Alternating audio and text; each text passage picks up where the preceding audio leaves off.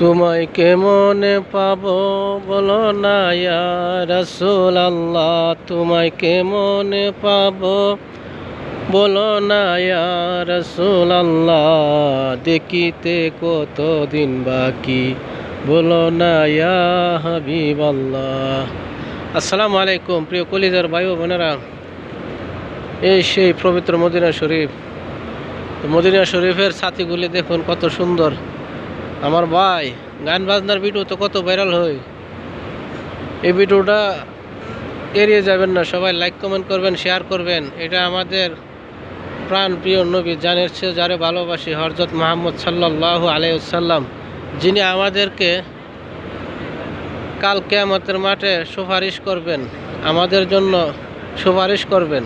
আর যিনি 1400 বছর আগে কেঁদেছেন উম্মতি উম্মতি বলে, আর এখনও কাদের নবী রওজাতে শুয়া।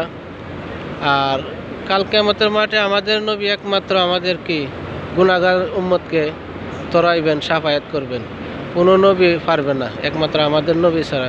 যে এই নবীর উপরে বেশি বেশি দূরত পড়ুন, আর নবীজির সুন্নত মোতাবেক চলার চেষ্টা করুন, 5 ওয়াক্ত নামাজ পড়ুন, ইমান ভালো রাখুন, ইমান মজবুত করুন। দুনিয়াটা আড়াই দিনের দুনিয়া, এটা কিছু না।